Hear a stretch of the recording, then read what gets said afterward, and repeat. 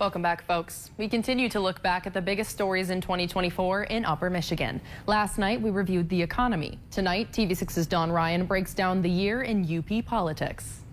2024 was a presidential election year, and that meant politics was very much in the headlines, including here in Upper Michigan. The state set a record for voter turnout with 5.7 million votes cast. Voter turnout in Upper Michigan ranged from 76% of registered voters in Keweenaw County to 61% in Menominee County. Most UP counties were in the mid-60s range. This was the first year voters had the option of voting early, as well as the traditional absent voter ballots. In most areas, almost half of the voters chose some form of early voting, most by absent voter ballot. When the votes were counted, 2024 was a strong year for Republicans in Upper Michigan and in the state overall.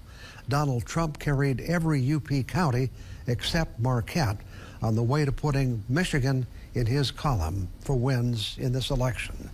U.S. Senate candidate Mike Rogers did the same in Upper Michigan, but lost in a close race to Democrat Elissa Slotkin.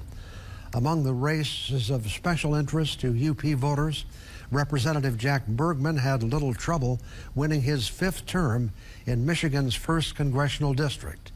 The Republican carried 59% of the vote in his race with Democrat Callie Barr.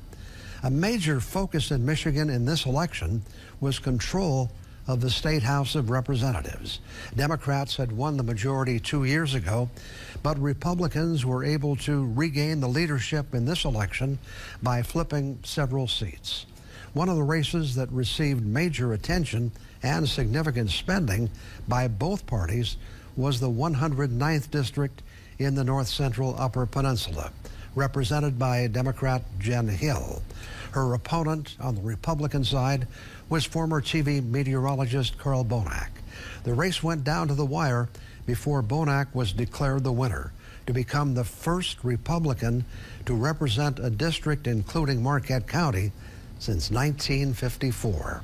Representative Hill carried Marquette County, but Bonak prevailed in Baraga, Alger, and the portion of Dickinson County in the 109th district.